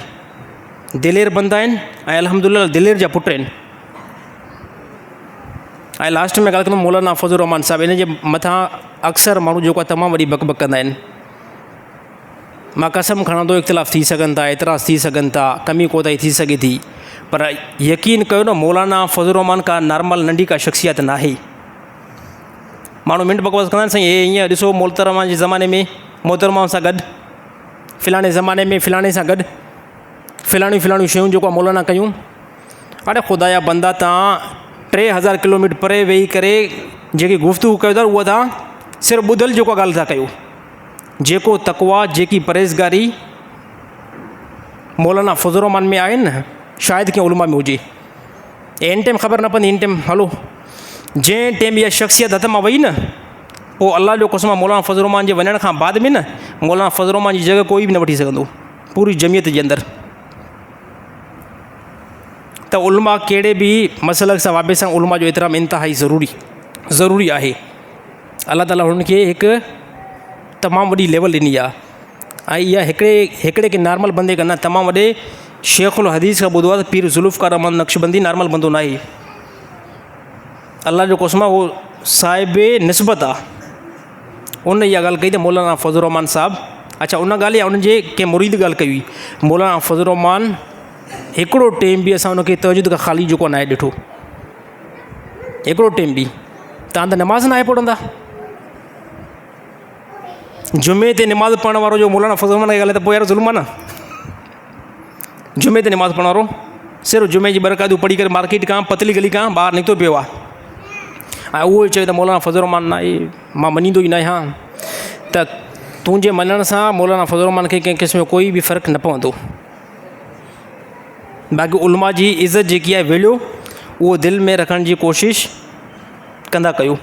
अल्लाह ताला तमामु मुस्लमान खे सम्झ नसीब अता फ़रमाए। अच्छा हिकिड़ो नॉर्मल वाक़ियो इन खां बाद में इंशाअल्लाह सुवाल पढ़ूं था। ॾिसो असांजे हिन टाइम औरतुनि खे सब्र इंतिहा दर्जे जो सफ़ा औरतुनि खे सब्र न आहे हर हिकु मामले में। त उन औरतुनि जी नसीहत में हिकिड़ी जेकी मां हदीस थो पढ़ियां अबू तलहा रज़ी अल्लाह ताला जी घरवारी हुई अबू तलहा रज़ी अल्लाह ताला जी घरवारी उनखे हिकिड़ो पुटु पैदा थियो उमे सुलेम रज़ी अल्लाह ताला अनहा अबू तलहा रज़ी अल्लाह ताला जी घरवारी हुई। पुटु पैदा थियो इंतिहाई ज़ईफ़ मरद ईअं कमज़ोर ज़्यादा हुयो ज़्यादा बीमार रहे पियो। अबू तलहा रज़ी अल्लाह ताला ग़रीब वेंदा ॿार मज़दूरी करे पोइ जेको कुझु थींदो वरी घर में खणी ईंदा हुआ रोज़ानो पुट जे हाल वठंदा हुआ त पुटु कीअं आहे। हिकिड़ी राति आया घरवारी खां पुछा कीअं आहे पुटु चए अल्हम्दुलिल्लाह आराम में आहे। ॾिसो साहिबिन जी औरतुनि खे अल्लाह ताला इल्म सां केतिरो नवाज़ियो हुयो। त पोइ मुड़ुस खे मानी खाराए करे पाणी पीआरे करे ऐं बिस्तर ते गॾु लेटिया ऐं मुड़ुस बि ॾिठो वाक़ई पुटु जेको आहे ईअं आराम में लॻो पियो आहे आवाज़ बि अहिड़ो को नथो अचे सम्झी न हाणे सिहत में अची वियो आहे पोइ उमे सुलेम रज़ी अल्लाह ताला उनो केॾी दाना औरत आहे। पोइ फरमाई त ए अबू तलहा अगरि कंहिंजी का अमानत असांजे रहियल हुजे उनखे उहा अमानत जेकॾहिं घुरणु चाहे उनखे ॾियण में का नाराज़गी करणु खपे न खपे। अबू तलहा बि साहिबी हो न उनजो कंहिं क़िस्म जी कोई बि नाराज़गी रखणु न खपे छो खपे। पोइ फरमाइश अल्लाह ताला तुंहिंजो पुटु तोखे अमानत ॾिनो हुयो उनजो इंतकाल थी वियो आहे उनखे मां गुसुल बि ॾेई छॾियो आहे कफ़न बि पाराए छॾियो आहे ऐं सुबुह सां उनखे दफ़न कजांइ। हे मानी खाराए आराम करे ऐं इन में दौरान सोबत बि पहिरियां थी हुई बाद में ॿुधाई जो घरवारी जो हक़ अदा थींदो आहे न उनखां बाद में ॿुधाईंसि। पोइ इन ते अबू तलहा रज़ी अल्लाह ताला नाराज़ थिया विया सिधो नबी सल्लल्लाहु अलैहि वसल्लम वटि साईं मुंहिंजी घरवारी हीअं अमल कयो हुयो। त पोइ नबी सल्लल्लाहु अलैहि वसल्लम फरमायो तुंहिंजी घरवारी मुबारक जे लाइक़ु आहे एतिरी साबिरीन ऐं मां नबी जेको दुआ थो घुरां नबी सल्लल्लाहु मत कया या अला अबू तलहा ऐं उमे सुलेम खे नेक साले औलाद नसीब अता फरमा। नबी सल्लल्लाहु आमीन चयो आमीन चई करे पोइ अबू तलहा पुट खे दफ़न करे आया। साहिबिन चयो त नबी सल्लल्लाहु अलैहि वसल्लम दुआ जो असरु हुयो त असां ॾिठोसीं अबू तलहा उमे सुलेम रज़ी अल्लाह ताला उनखे अल्लाह ताला 9 पुट अता कया 9 जा 9 हाफ़िज़ बि थिया 9 जा 9 आलिम बि थिया। हे छाजो बदिलो आहे हे सब्र जो बदिलो आहे। अल्लाह करे असांजे औरतुनि खे बि अहिड़ो सब्र अची वञे। असां मुस्लमान जी औरतुनि खे ख़ासि करे सिंधियुनि जी औरतुनि खे कंहिं माइट खे चाचे करे को खोपड़ी में थोरो सूरु पियो न घर में रोई पवंदियूं अई मुंहिंजो चाचो वञणु थी आहे।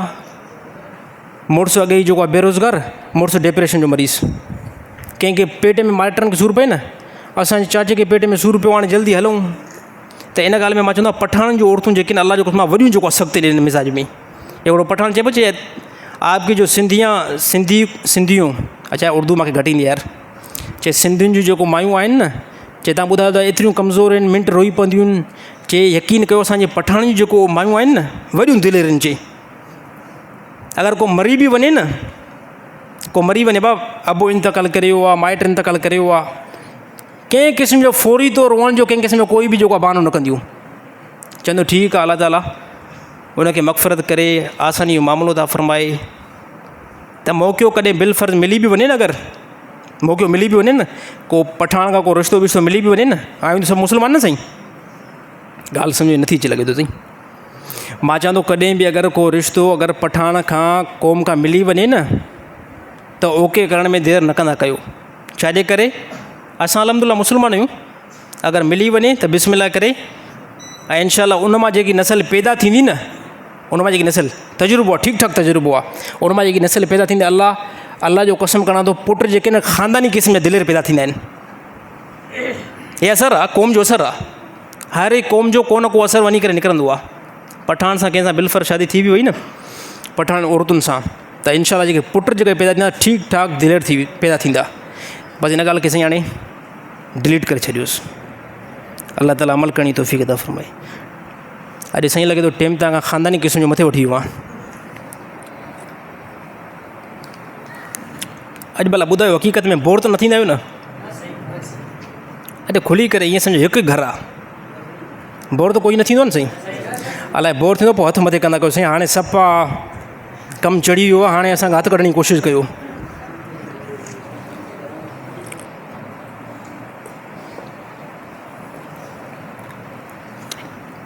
मां तव्हांखे पोइ दफ़े ॿुधायुमि त मां चयुमि तव्हांखे असां कलाक जेको बयानु करे ॿुधाईंदा आहियूं,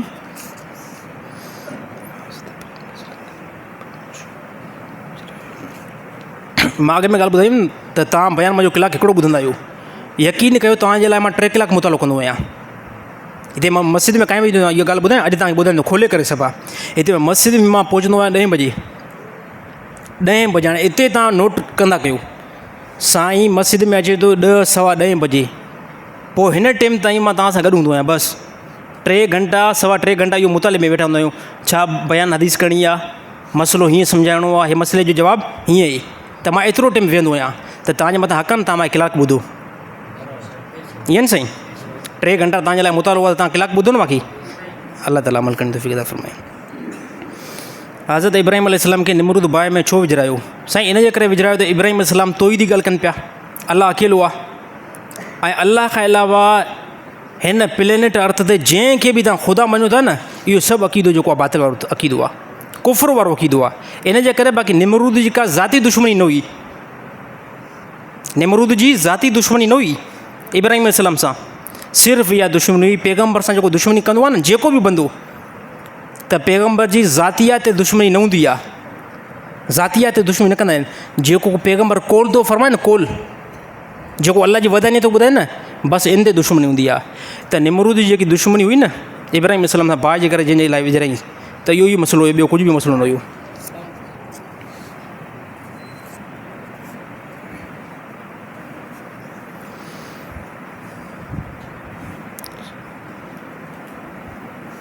छा साईं जेकॾहिं औरत 1 साल पंहिंजे पीउ माउ जे घर रहे त उनजो निकाह ख़तमु थी वेंदो या न थी वेंदो? न थींदो साईं, कंहिं क़िस्म जो कोई बि न थींदो। पीउ माउ जे घर जेकॾहिं औरत मुड़ुस खां नाराज़ थी करे साल रही आहे न, या 2 साल रही आहे, या 5 साल रही आहे, निकाह ख़तमु न थींदो। हा, मतां इहा औरत खे भुलो हुजे त अबे जे घर आई आहे, 2 साल जेको आहे मुड़ुस ॾे न वई आहे, निकाह ख़तमु थींदो? निकाह साईं थींदो ई न, उनजी गिरफ़्त में आहे, मुड़ुस जी गिरफ़्त में आहे। मुड़ुस साफ़ तौर ते चवनि तलाक आहे, तलाक आहे, तलाक आहे, पोइ मामिलो क्लियर। बाक़ी इहा औरत खे भुल आहे। शुक्र आहे अल्लाह ताला इहो तलाक जो मामिलो कंहिंजे हवाले कयो आहे, मर्दनि जे, न त मां सम्झां थो सभु हिते पोइ ईअं वेठा हुजूं। औरत जज़्बात आहे न साईं, औरत जज़्बात आहे वॾी, असांखां वधीक उनखे जल्दबाज़ी हूंदी आहे। इन जे करे अल्लाह ताला हकीम आहे, हिकमत ई अथव त अल्लाह ताला फरमायो इहो तलाक जो इख़्तियार कंहिंखे था ॾियूं? मर्द खे ॾियूं था। औरत खे ॾियोसीं न, कॾहिं को सर्फ ऐं साबुण न मिलियोसि न, मौलवियुनि खे बि अलॻि करे छॾींदियूं।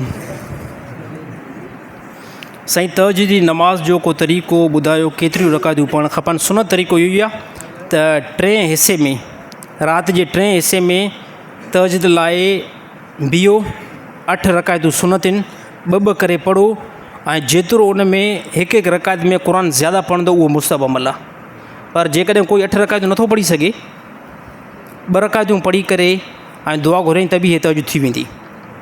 पर रसूलुल्लाह सल्लल्लाहु अलैहि वसल्लम अक्सर जेको आहे 8 रकातूं पढ़ंदा हुया।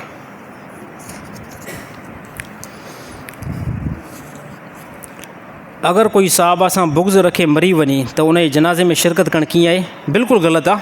कोई अबू बकर सिद्दीक़, उमर रज़ी अल्लाह ताला उस्मान साईं खे घटि वधि ॻाल्हाए पियो दुनिया में, ऐं उन ई हालत में उहो मरी वियो बदबख़्त, त उन जे जनाज़े में भले माइट हुजे शिरकत न कंदा कयो, उन जे जनाज़े में शिरकत न कयो। साफ़ तौर ते तव्हांखे इल्मु आहे न, वाज़े तौर ते इल्मु आहे त इहो जेको असांजो माइट जेको ज़ालिम आहे इहो अबू बकर सिद्दीक़, उमर रज़ी अल्लाह ताला उस्मान साईं खे दुनिया में घटि वधि ॻाल्हाए पियो ऐं तौबा बि न कई हुई, ईअं ई मरी वियो। त माइट हुजे केरु हुजे, कंहिं क़िस्म जो कोई बि ज़रूरत न आहे उन जनाज़े में वञी करे बीहो। हिकिड़ी रिवायत आहे, सुनन तिरमिज़ी जे अंदरि रिवायत आहे, नबी सल्लल्लाहु अलैहि वसल्लम खे जाबिर रज़ी अल्लाह ताला फरमाए त नबी सल्लल्लाहु अलैहि वसल्लम में ॾाढो हिकिड़ो जनाज़ो आयो ऐं नबी सल्लल्लाहु अलैहि वसल्लम ॾिसी करे जनाज़े खां नबी सल्लल्लाहु अलैहि वसल्लम इनकार कयो। बाद में साहिबनि रीज़न पुछा कयो त नबी सल्लल्लाहु अलैहि वसल्लम फरमाए इहो बंदो जेको आहे न इहो उस्मान रज़ी अल्लाह ताला अन्हु सां बुग़्ज़ रखंदो हुयो, साहबी सां बुग़्ज़ रखंदो, इन तरह मां नबी जेको आहे जनाज़ो नथो पढ़ायां। ऐं बेवकूफ़ असांजे माण्हू इलाइक़े में काफ़ी आहिनि, उन ज़ालिमनि जी जेको न खोपड़ी घणी ख़राबु थी आहे। अॻे को अहिड़ा बदबख़्त हुआ जेके लिक में को अबू बकर सिद्दीक़, उमर रज़ी अल्लाह ताला उस्मान साईं ॻाल्हाईंदा हुआ। हाणे ज़ालिम जा पुट जेके आहिनि उहे साफ़ तौर ते मीडिया ते अची करे इन साहिबनि खे घटि वधि ॻाल्हाइनि था। मां चवंदो इस्लामी क़ानून जेकॾहिं हिते नाफ़िज़ हुजे हा न, पोइ हिन खे ख़बर पई आहे त घणे वीह सौ आहे, उन ते अमल थिया। इस्लामी क़ानून आहे पर इस्लामी क़ानून ते जॾहिं अमल थियो न पोइ हिन खे जेको ख़बर पवंदी। इन बेशर्मनि खे शर्म बि नथो अचे न, ॾिसो सफ़ा हिन खे जेकॾहिं मां ईअं चवां गुनाह करणु थो, बेशर्म जा पुट आहिनि इहे, उन साहिबनि खे ईअं घटि वधि ॻाल्हाईंदा जंहिंखे ख़ुदा जो कसम नबी जन्नत बि बिशारत ॾिनी आहे। जेकॾहिं बंदे ॻाल्हि कई चए हिते मां हितां जो वाक़ियो शदा कोड, हुन चयो त हिते मां साहिबनि जे मथां वॾो तबरो कंदो हुउमि। अच्छा तबरो जे बारे में हुन ॻाल्हायो न, हुन चयो त मां साहिबनि खे बिल्कुलु बि न मञींदो हुउमि, वञी करे मां शिरकत कंदो हुउमि बातिल हिकिड़े टोले सां, मरम ईंदो उते वञी करे मां उनजो इस्तक़बाल कंदो हुउमि। चए पोइ डॉक्टर ख़ालिद महमूद साहिबु हिकिड़े दफ़े आयो सऊदी अरब में ऐं मां उते मज़दूरी कयां पियो। मुंहिंजी दिलि चए थी यार डॉक्टर साहिब सां मां मुलाक़ात करे वठां, त डॉक्टर साहिब सां जीअं जो मां मुलाक़ात कयमि न त पोइ डॉक्टर साहिब जो अड़े तूं हिते कीअं आयो आहे? चए साईं बसि मज़दूरी एतबार सां आयुमि। त पोइ डॉक्टर साहिब चयो तोखे टेम आहे, अॼु मां वञा थो मदीने, तोखे मां कार में खणी हलां, मां तोखे कार में खणी हलां। त मां चयुमि साईं मूंखे मोकल न मिलंदी। चए मोकल तुंहिंजी सेठ खां मां वठां थो। चए साईं मूंखां मोकल वठाए करे पोइ सिधो मूंखे मके खां वठी करे मदीने वठी वियो, डायरेक्ट मूंखे मस्जिद नबवी वठी वियो डॉक्टर साहिबु। हे ॾिसो हे आलिम जो इल्मु अथव, हे आलिम जी हिकमत अथव, इन करे चवंदो आलिम जो एतिराम कंदा कयो। चए फौरी तौरु मूंखे मस्जिद नबवी वठी वियो। त हिन ज़माने में जेको दरनि में असां मुंहुं लॻाए करे अंदरि नथा ॾिसूं, अरबन विच में सीढ़ी लॻाए छॾी, बसि परे का सलाम, रसूलुल्लाह सल्लल्लाहु अलैहि वसल्लम रोज़े खे सिर्फ़ु सलाम परे कई, अबू बकर खे सिर्फ़ु सलाम, उमर रज़ी अल्लाह ताला खे सलाम करे असां निकिरूं था। चओ उन टाइम इहे ॾियारनि में असां मुंहुं अंदरि विझी करे बाक़ाइदे ॾिसंदासीं। चए मां जीअं जो ज़ियारत करे ॿाहिरि निकितुमि, चए पोइ डॉक्टर साहिबु मूंखे जेके अल्फाज़ चया न, मुंहिंजे जिस्म खां जेको वार उभा थी विया। डॉक्टर साहिबु चयो ॾिठी त हे हिकिड़ी चादर जेकी साई आहे, हे जेकी हिकिड़ी चादर जेकी साई आहे जेकी नबी जे रोज़े में अंदरि आहे, इहा ई चादर हिकिड़ी नबी जे मथां, इहा ई चादर अबू बकर जे मथां, इहा ई चादर हज़रत उस्मान जे मथां। चए फ़ैसिलो वञी करे तूं पाण कर, ॿी का बि तोखे नसीब न कंदुमि। चए भाउ मूंखे झटको लॻो वॾो, मूंखे वॾो झटको लॻो त वाक़ई नबी जो रोज़ो आहे, हेॾां अबू बकर सिद्दीक़ आहे, उमर रज़ी अल्लाह ताला ऐं हिकिड़ी चादर सभिनी जी जेको मथां आई। चए मां उते ई तौबा इस्तग़फ़ार कयमि, मां या अल्लाह मूंखे जेकी बि कमी कोताही पाकिस्तान थी मां तौबा इस्तग़फ़ार करण जी कोशिशि कयां थो। ॾिसो हिकिड़ा माण्हू हिकु हूंदा आहिनि बेवकूफ़, ॿिया हूंदा आहिनि बेवकूफ़नि जा बि पीउ, हिकु हूंदा आहिनि बेवकूफ़, ॿिया हूंदा आहिनि बेवकूफ़नि जा पीउ। माण्हुनि जी एतिरी का खोपड़ी ख़राबु आहे, उहे ज़ालिम ईअं नथा ॾिसनि त जंहिं रोज़े में नबी सल्लल्लाहु अलैहि वसल्लम न बिल्कुलु टचिंग में अबू बकर सिद्दीक़ बि आहे, उमर रज़ी अल्लाह ताला। अड़े ज़ालिम हिते त पंहिंजो अकुलु इस्तेमालु कयो। अल्लाह जो कसम आहे नबी जो रोज़ो जन्नत आहे, तव्हां खां पुछा कंदो आहे न आहे? नबी जो रोज़ो जन्नत आहे न साईं। इन रोज़े में अबू बकर बि आहे, उमर बि आहे। चैलेंज तव्हांजे जेके अबू बकर सिद्दीक़ उमर रज़ी अल्लाह ताला खे घटि वधि ॻाल्हाइनि था, चैलेंज तव्हांजे पूरे नसल अबनि ॾाॾनि खे। हलो इहो टुकड़ो जेको आहे नॉर्मल टुकड़ो न आहे, इहो जन्नत वारो टुकड़ो आहे, अल्लाह जो कसम आहे। ऐं इहे साहबा नॉर्मल न आहिनि।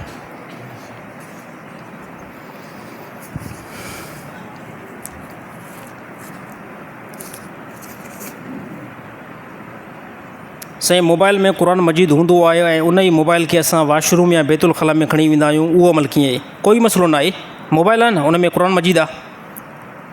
तव्हां मोबाइल खे स्क्रीन खे ऑफ करे जेकॾहिं बाथरूम बैतुल ख़ला में वञो था त कोई बि मसइलो न आहे।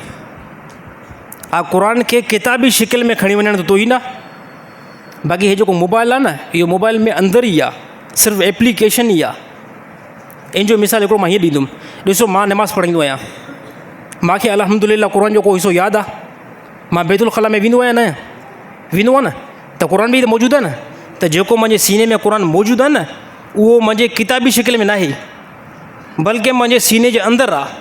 अहिड़ी तरह मोबाइल में जेकॾहिं क़ुर मजीद एप्लीकेशन आहे, हदीस आहे, उनखे स्विच ऑफ करे तव्हां बैतुल ख़ला में वञो था, कोई मसइलो न आहे, गुनाह न मिलंदो। साईं सैयद औरत जो गैर सैयद मर्द सां निकाह करणु कीअं आहे? जाइज़ आहे, थी वेंदो निकाह। सैयद औरत आहे, गैर सैयद मर्द आहे, निकाह करणु चाहिनि था, थी वेंदो। इन जे बारे में रेफरेंस ज़ैद बिन साबित या ज़ैद बिन हारिस जेको नबी सल्लल्लाहु अलैहि वसल्लम पुटु हुयो, मुनीर साहब इल्मु न आहे? अच्छा, नबी सल्लल्लाहु अलैहि वसल्लम हिकु साहबी खे, साईं तव्हांखे लिखंदो ज़ैद बिन साबित आहे, ज़ैद बिन हारिस खे नबी सल्लल्लाहु अलैहि वसल्लम पंहिंजो पुटु चयो हुयो ज़बानी एतबार सां, त ज़ैद बिन हारिस ग़ुलाम हुयो। ज़ैद बिन हारिस जो निकाह कंहिंसां थियो? नबी सल्लल्लाहु अलैहि वसल्लम जी पुफी जी धीउ ज़ैनब रज़ियल्लाहु तआला अन्हा सां। नबी सल्लल्लाहु अलैहि वसल्लम जी जेकी पुफी आहे उहा कुरैशी ख़ानदान आहे, सैयद ख़ानदान आहे, ऐं ज़ैद बिन हारिस जेको आहे उहो केरु हुयो? उहो ग़ुलाम हुयो। नबी जी मौजूदगी में निकाह थियो आहे, खणी बाद में तलाक थी वई त ॿी ॻाल्हि आहे, पर नबी जी मौजूदगी में सैयद औरत जो गैर सैयद सां निकाह थियो आहे। हिन ज़माने में बि जेकॾहिं को करे तो कोई टेंशन न आहे, निकाह थी वेंदो। सैयद औरत आहे, गैर सैयद सां निकाह करे थी वेंदो। मर्द सैयद आहे, गैर सैयद औरत वठे थो, निकाह थी वेंदो, कंहिं क़िस्म जो कोई बि टेंशन न आहे। आज़ान चवण वक़्तु अगरि कोई कननि ताईं हथ न खणे बल्कि ईअं ई आज़ान चवे त छा आज़ान थी वेंदी? आज़ान थी वेंदी, उहा आज़ान सुनत खां ख़िलाफ़ु थींदी। आज़ान हीअं चवंदा आहिनि अल्लाहु अकबर अल्लाहु अकबर, ईअं चवंदा आहिनि। हे कननि में हथ विझणु हे मुस्तहब आहे ऐं सुनत जे दर्जे में अचे थो। हिन जी हिकिड़ी हिकमत आहे, कननि खे जंहिंजो आवाज़ु कन बंदि करे आज़ान चवंदो न, त पोइ आवाज़ु जेको तव्हांजो निकिरंदो उहो आवाज़ु स्पीड सां निकिरंदो आहे। छाजे करे? तव्हांजे कननि में आवाज़ु घटि पवंदो न, पोइ तव्हां आवाज़ु तेज़ी सां चवंदो, आज़ान परे ताईं वञी सघे थी। त कननि ताईं हथु रखणु आज़ान में हे सुनत ऐं मुस्तहब जे दर्जे में अचे थो, पर कोई जेकॾहिं बंदो हीअं हथु हेठि करे आज़ान चयो त सुनत खां ख़िलाफ़ु थींदो, आज़ान थी वेंदी।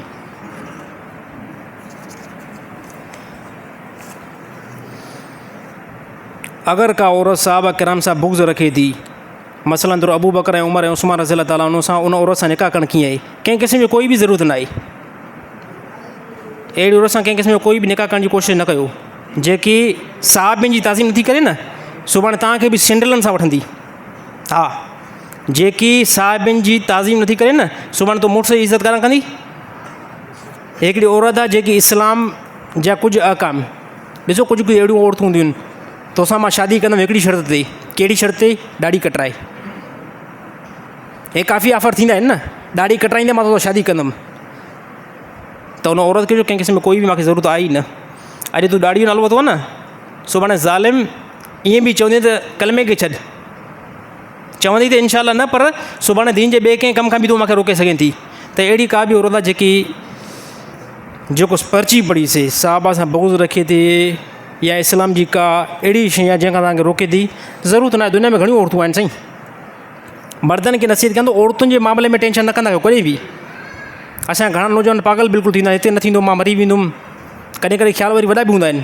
पाण जेको रेडी थो हलाए, पाण मस्तो माला में रेडी हलाए थो बटलनि वारी, ऐं चवंदो आहे इहा जेकी शादी मुंहिंजी थिए न ज़रे गॾु करोड़पति औरत सां, त इहो मामिलो कॾहिं बि न कंदा कयो। कॾहिं बि तव्हां ॾिसो तव्हांजी लेवल हेठां, तव्हां मज़दूरी कयो था ऐं ख़्वाब तव्हांजा अहिड़ा आहिनि त मां करोड़पति औरत सां शादी कयां, त बिलफर मिली बि वई न, करोड़पति औरत मिली बि वई न, त सुभाणे तव्हांजी जेको वैल्यू आहे न उन जा कुझु बि न हूंदी। उहो चवंदी इहो आहे जेको पहिरियों बटलू खपाईंदो हुयो, बाद में पोइ सैंडल साफ़ु करण में देरि न कंदी बिल्कुलु बि। छाजे करे? त उनजी खोपड़ी में हिकिड़ी हवा पियल हूंदी त मां करोड़पति जी धीउ आहियां, तूं रेड़ी हलाईंदड़ जो पुटु आहीं, महल सां सैंडल खे साफ़ करण जी कोशिश कर। अल्लाह ताला अमल करण जी तौफ़ीक़ अता फ़रमाए। लास्ट हिकिड़ो पैगाम ॾींदासीं। तबलीग जो इज्तिमा वेझो थो अचे। तबलीग जो इज्तिमा वेझो थो अचे। 5 नवंबर ते शदाद कोट खां गाॾियूं मुख़्तलिफ़ वेंदियूं ऐं 6 नवंबर ते असर नमाज़ खां बाद में रायविंड में इज्तिमा शुरू आहे। त जेके बि नौजवान वेठा मां सभिनी खे दावत ॾियां थो त सभई हलण जी इंशाअल्लाह कोशिशि कयो। उस्ताद निसार साहिब सां राब्तो कयो। जेको किराओ आहे, जेकी तरतीब आहे, इंशाअल्लाह काफ़ी जेको आहे फ़ाइदो थी वेंदो। हिन टाइम ॾिठो न मां घंटो जेको बयानु कयो आहे, यकीन कयो हिन जे पोयां तबलीग वारनि जी महिनत अथव। तबलीग वारा 3 ॾींहं तबलीग में वियासीं न, पोइ जज़्बो पैदा थियो, यार आलिम थियण जी कोशिशि कयूं। पोइ अलहमदुलिल्लाह 8 साल पढ़ण जी कोशिशि कईसीं। हिन टाइम जेको मेंबर ते मां वॉइस कयां थो न, हिन में पहिरें फर्स्ट नंबर ते जेकी महिनत आहे न, तबलीग वारनि जी अथव। हा, बाद में पोइ ॿियनि जी महिनत आहे।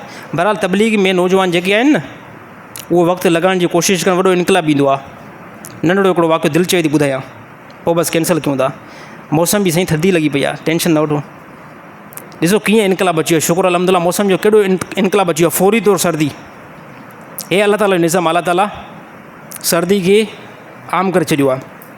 मौलाना मंज़ूर मेंगल साहिबु चयो तबलीग वारा हिकिड़ा हुया, विया गश्त में तबलीग वारा विया त पोइ हिकिड़ो कर्नल जो जेको आहे दर खड़कायूं।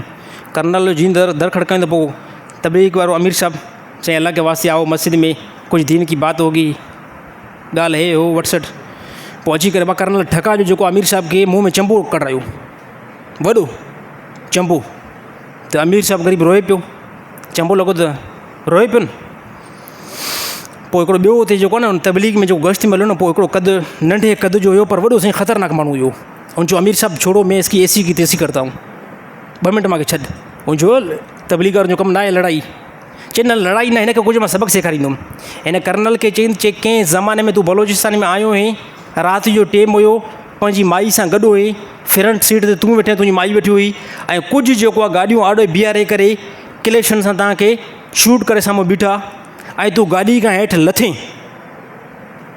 लथें ऐं पोइ हिकिड़े हर मां तोखे बूथ में छिके करे चंबो कढायो, ऐं तूं घरवारी जाॾो रोए पियो न पियो रोईं। कर्नल जो भाई ज़ालिम जो पुटु, हिनखे कान इहा डिटेल सॼी मालूम। चई हाणे इहो त ख़बर आहे, इहो बिल्कुलु थियो कंहिं ज़माने में। चई हिकिड़े हर मां जो कद हल्को हुयो तोखे वाह जो चंबो मुंहं में कढाई। चई हा। चई केरु हुयो? चई उहो जंहिं तोखे मुंहं में चंबो कढायो न, उहो माई हुयुमि। अड़े तूं अहिड़ो बदमाश बणा, हे फुर लुट कई थी। वॾो पोइ कर्नल जेको आहे मुतमिन थी वियो, हैरान थियो त यार हे जानवरनि खे बि तबलीग वारनि इंसान बनायो आहे। चई भाउ हलो मां तव्हां सां गॾु हलंदो। अमीर साहब खां माफ़ी वधाई इहो। पोइ अची करे तबलीग वारनि खे हुन खां पुछा की अड़े तूं त गुंडो आहीं। कर्नल पुछा करेसि पियो, तूं त गुंडो आहीं, तूं ईअं कीअं सिधो थी वहीं? चई बसि तबलीग वारा आया मूंखे वठी विया तबलीग में इहो। कर्नल चयो त हाणे तोखे मां छॾींदुमि ई न। कर्नल खे तूं चंबो लॻायो आहे न, हाणे मां ॾिसां कीअं तुंहिंजी हिते एसी तेसी थो करायां, फ़ोन थो कयां सभिनी एजेंसी वारनि ॾे। त वॾो डोन आहे, बदमाश आहे। कर्नल खे चयईं जेसिताईं तूं फ़ोन कंदे न, पहिरियों ई तोखे हिते मां ज़हर ॾेई करे हलाए छॾींदुमांइ। महल सां बहितर हिते चुप करे वेही। कर्नल त मज़ाक पियो करेसि, बहरहाल साईं तबलीग वॾो ख़ैर वारो कमु आहे। इन में वक़्तु लॻायो, नौजवान आयो, वक़्तु लॻायो। इन में इनकलाब अचे थो, नौजवान नसल नमाज़ जे तरफ़, दीनदारीअ तरफ़ माइल थिए थी। तव्हां खां जेको टाइम मथे वरितुमि, माज़रत, अल्लाह ताला अमल करण जी तौफ़ीक़ अता फ़रमाए।